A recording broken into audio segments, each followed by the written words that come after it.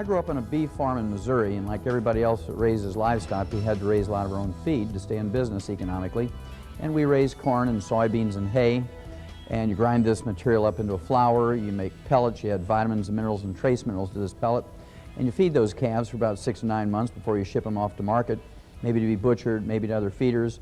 And you always save back the very best ones for yourself, and you knock them in the head and eat them. It's a real simple cycle on the farm. The thing that fascinated me as a teenager was that as a family, we lived out of the same fields. We kept back 5 rows of corn for ourselves. We had a garden at the end of the field where we grew our peas and beans and squash and tomatoes. And we wanted to live to be 100 with no aches and pains, yet we didn't give ourselves the same vitamins and minerals and trace minerals that we gave the livestock. This whole concept really fascinated me, and I went on to ag school at the University of Missouri, and there I learned about chemistry, soil chemistry, and how it related to tons and bushels per acre. I learned about ag economics, but I really didn't get an answer to my basic question, why did we give these calves vitamins, minerals, and trace minerals and not ourselves, until I became a freshman veterinary student at the University of Missouri. And there I learned that the reason why we put all these vitamins and minerals and trace minerals into animal feeds, bottom line, is because we don't have health insurance for them. And of course, if we were to use a human healthcare type of system for livestock, it'd be sticker shock for you. Your hamburger cost would be $275 a pound. Boneless, skinless chicken breasts would be $450 a pound, and a dozen eggs would be $50 for a dozen eggs. So we learned that we could keep the price of animal products such as meat and dairy and poultry and eggs down to where the average American could afford them simply by reducing or eliminating health care costs. And we do this in animals by preventing and curing diseases with nutritional formulas. Now, that whole concept fascinated me all through veterinary school. And while the other vet students were playing bridge and throwing horseshoes during breaks, I spent a lot of my time in the library studying more nutrition. After graduating vet school, I went to Africa for 2 years and got to work with Marlon Perkins from the old Mutual Omaha Wild Kingdom days. And that was kind of a kick. I got to play Frank Buck and trudge all over Central and South Africa using the tranquilizer gun and moving elephants and rhino all over the continent of Africa and Europe and the United States. And after 2 years, Marlon sent me a telegram and invited me back to the States to work on a big project. He'd actually gotten a $7.5 million grant from the National Institutes of Health, and this was to study pollution, the environment, and the ecology. This was more than 35 years ago. And my job as the wildlife veterinarian on the project was to do autopsies of animals that died of natural causes in the big zoos around the United States. And I was supposed to identify a species of animals that were ultra-sensitive to pollution. And we're going to use that animal much like the old coal miners used to use canaries. Remember how that story goes? They take the canaries down into the mine, and if methane gas or carbon monoxide were to leak into the mine, the canaries were more sensitive than men, and they would drop off the perch and die long before the men were in danger of suffocating or blowing up. Well, to make a long story short, after some 12-plus years working directly with Perkins at the St. Louis Zoo, the Brookfield Zoo in Chicago, the National Zoo in D.C., L.A. Zoo, and many other large zoos around the United States, I had done some 17,500 autopsies on over 454 species of animals, plus 3,000 human beings for a comparison. And what I learned was that every animal and every human being who dies of natural causes dies of a nutritional deficiency disease. And I got all excited about nutrition again, and I wrote 75 scientific papers that were in medical journals and veterinary journals, international pathology journals. I wrote some 15 chapters for 8 multi-author textbooks. I wrote a textbook of my own that was 1,000 pages and 2,000 illustrations.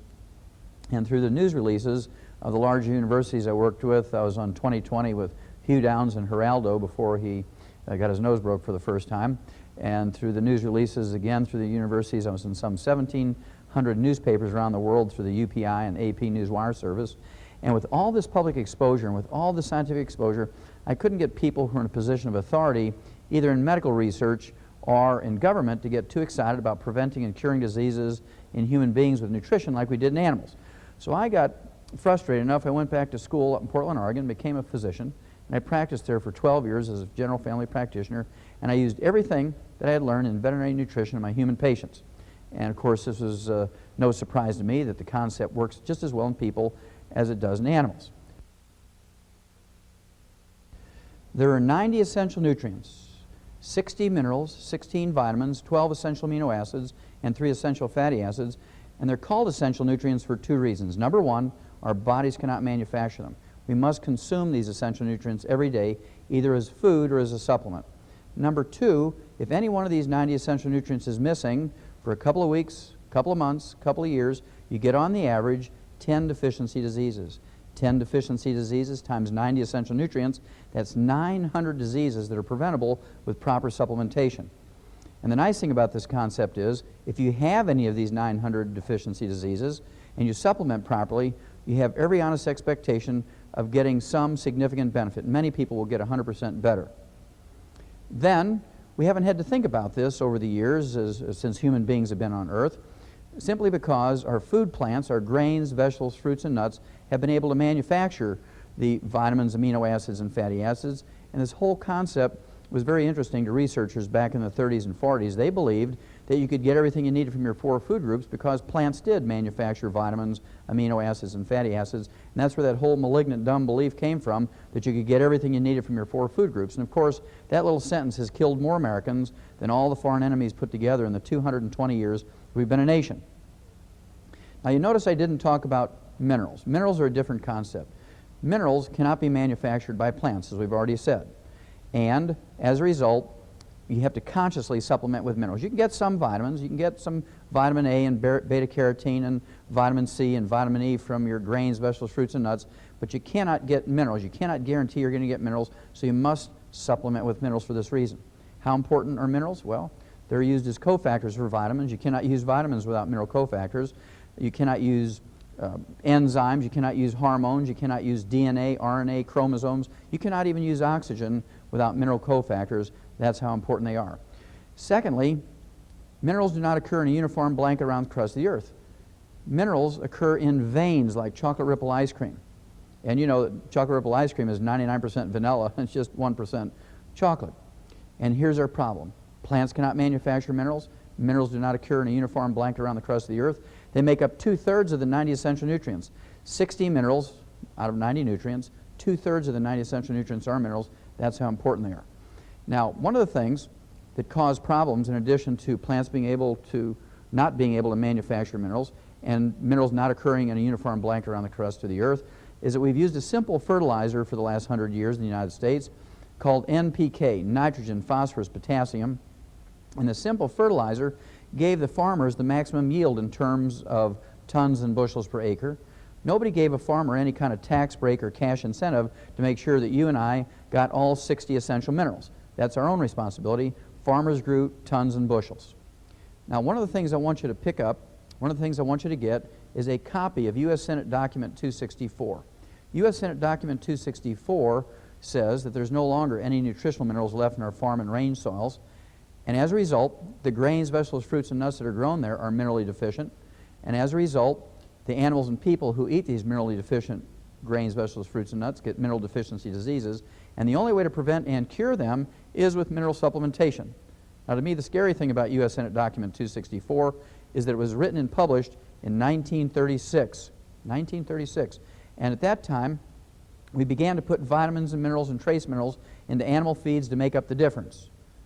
And of course, since that time, we've been able to prevent and cure all kinds of diseases in animals with these nutritional formulas.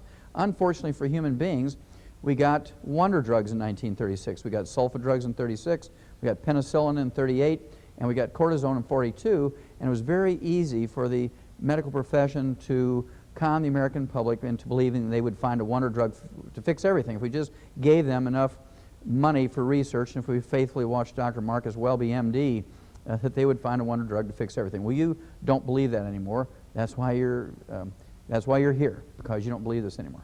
You cannot get everything you need from your 4 food groups, and you must supplement with your vitamins and your minerals. There are 5 early warning symptoms that even a 5-year-old can recognize when you have mineral deficiencies that are dangerous and life-threatening. Number 1 is white, gray, and silver hair. White, gray, and silver hair indicates a copper deficiency because copper is required to manufacture hair pigment. Doesn't matter if your hair color, if your original hair color is blonde or red or brown or black. Copper is required as a cofactor to manufacture this hair color. So if you have white, gray, or silver hair, you actually have a copper deficiency. Now, if this was just a cosmetic problem, it'd be no worry, but there are more sinister things going on when you have a copper deficiency. Copper is also required as a cofactor to manufacture the elastic fibers in your body, including the elastic fibers in veins and arteries. When you get a breakdown of the elastic fibers in veins, you get spider veins and varicose veins, which can result in certainly discomfort, but also you get a breakdown of the elastic fibers in veins, you begin to get a twisting and turning of the veins, so you're at high risk of getting a thrombosis or a blood clot, which can go to your lungs, cause pulmonary embolism or stroke.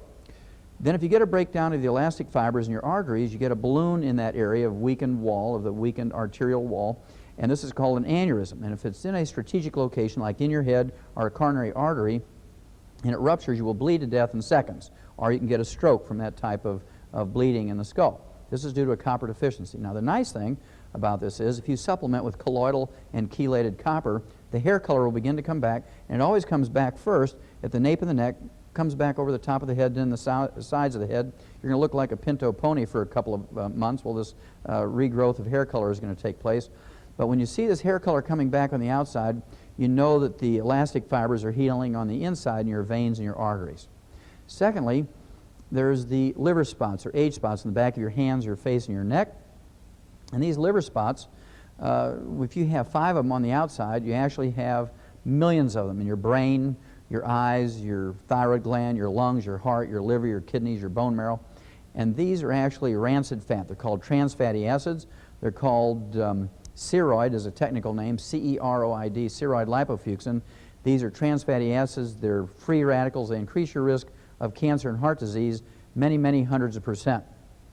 If you actually have a eyelid twitch, if you have a toe cramp, foot cramp, leg cramp, if you have spasms of the large muscle groups in your back, this indicates a calcium deficiency. And if you have a calcium deficiency, you don't want to wait until, of course, you have something tragic happen, like compression fractures or a fracture of your hip or your leg, which can be life-threatening. You want to supplement with calcium in the most quick way you can do it. And of course, you want to do this as colloidal and chelated calcium, so you can rebuild those bones. And this is extremely important. Don't miss these things. You could be 15 years old and have an eyelid twitch. Your body's telling you that you have a calcium deficiency. If you have low blood sugar, narcolepsy, or hyperinsulinemia, if you have diabetes, if you have adult onset type 2 diabetes, this indicates that you have a chromium and vanadium deficiency. And if you supplement with chelated and colloidal chromium and vanadium, it'll take about 4 to 6 months for your low blood sugar, your narcolepsy, and your hyperinsulinemia to stabilize. And in a period of a couple of months, you should be able to significantly reduce the amount of either insulin or oral medication you're taking for your adult onset and type 2 diabetes. Then, the most common symptom of mineral deficiency occurs in 95% of all Americans. This is a symptom called pica and cribbing. It's a technical name for cravings and binge eating habits. In 1975, the U.S. Department of Agriculture said 95% of all Americans, regardless of age, are minerally deficient. And the most universal symptom of this mineral deficiency is pica and cribbing. These are cravings and binge eating habits. And the snack food industry has convinced people when you have these cravings and you have these binge eating habits and behaviors is because you need their chips and dips and candies and chocolate and soft drinks and so forth. In fact, your body is screaming for minerals. And all you have to do is supplement with minerals, and this binge eating habits go away. Now, farmers know about this. They see animals chewing on fences and half doors in the barn. These animals will be chewing on wire and nails and the paint off the barn. A good farmer or rancher will give those animals some minerals to save on veterinary bills, to save the animal's life, and to prevent having to rebuild the fence. Little children, little toddlers will also get pica and cribbing, and I know you've seen them eating dirt and sand and handfuls of dirt out of the houseplants. In the extreme, they may even eat the Tootsie Rolls out of the kitty litter box. They might eat the lead paint or the caulking from around the windows. This is because they're minerally deficient and they're craving things. They're going to stick a lot of things in their mouth trying to identify what they need. Pregnant women are legendary for having pica and cribbing. As the embryo develops, it steals minerals from the mother. It steals minerals from the mother to develop. And if she's not supplementing with minerals faster than the embryo is taking them from her, she's going to develop pica and cribbing. And she's going to want pickles and ice cream, usually at 2 o'clock in the morning. She's going to want pickles and ice cream. She's going to want chocolate, curly French fries. She may go out in a moonlit night out in the backyard with a spoon and eat clay. This is because the embryo is taking minerals from her faster than she is taking them in. Teenagers are legendary at having pica and cribbing. Adult non-pregnant women and adult men also get pica and cribbing. and this is because they're minerally deficient. And again, their bodies are screaming for minerals. Don't forget, 95% of all Americans are minerally deficient, and only you can consciously take in those 60 essential minerals. Remember, 10 deficiency diseases times 60 essential minerals is 600 diseases that are preventable with proper mineral supplementation.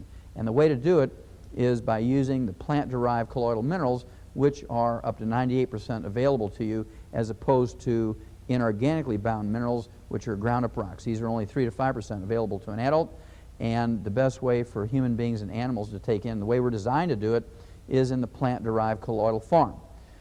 We are not designed to eat up mineral supplements. We are not designed to consume minerals as ground-up rocks in any way, shape, or form. We're designed to get our minerals by eating grains, vegetables, fruits, and nuts. The way it's supposed to be in the big scheme of things is that our food plants, our grains, vegetables, fruits, and nuts, take minerals out of the soil, the inorganic minerals out of the soil, convert them to colloidal minerals for their own use, and then we eat these grains, vegetables, fruits, and nuts, and that's how we're designed to get our minerals. And unfortunately, plants cannot manufacture minerals. Minerals do not occur in a uniform blanket around the crust of the earth. We've used a very simple fertilizer over the years, NPK, nitrogen, phosphorus, potassium, to make sure we get the maximum yields in terms of tons and bushels per acre. Nobody gives a farmer any kind of tax break to make sure we get all 60 essential minerals. Therefore, it's yours and my responsibility to do that.